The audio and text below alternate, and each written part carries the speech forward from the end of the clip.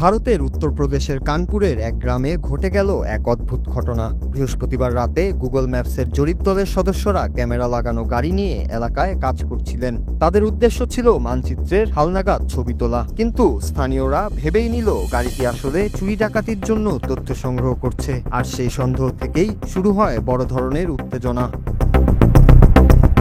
গ্রামের অনেকেই গাড়িটিকে ঘিরে ফেলে এবং দলের সদস্যরা জেরা করতে থাকে। কয়েক মুহূর্তের মধ্যেই পরিস্থিতি হাতের নাগালের বাইরে চলে যায়। ভিড়ের চাপে ও ভুল বোঝাবুঝির কারণে জরিপ দলের উপর চলে মারধর। খবর পেয়ে পুলিশ দ্রুত ঘটনাস্থলে গিয়ে সবাইকে উদ্ধার করে থানায় নিয়ে যায়। থানায় গিয়ে বিষয়টির আসল সত্য প্রকাশ পায়। গুগল ম্যাপস দল জানায় তারা চুরি করতে আসেনি, বরং ম্যাপিং এর কাজ করছিল এবং তারা এজন্য ঊর্ধ্বতন কর্তৃপক্ষের অনুমতিও নিয়েছিল। এ কথা শোনার পর গ্রামবাসীরা শান্ত হয় এবং পরবর্তীতে আর কোনো ঝামেলা তৈরি হয়নি। স্থানীয়রা আরও জানায়, সাম্প্রতিক কয়েকটি চুরির ঘটনার কারণে তারা সতর্ক ছিলেন বলেই ভুল বোঝাবুঝি হয়েছে।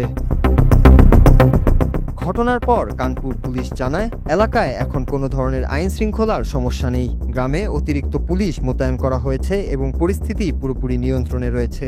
এই ঘটনায় গুগল ম্যাপস দল গ্রামবাসীর বিরুদ্ধে কোনো অভিযোগ করেনি। ভুল বুঝাবুঝি থেকে তৈরি হওয়া এই বিশৃঙ্খলা শেষ পর্যন্ত শান্তিপূর্ণভাবেই মীমাংসা হয়। Nur Raju, Bangla TV news desk.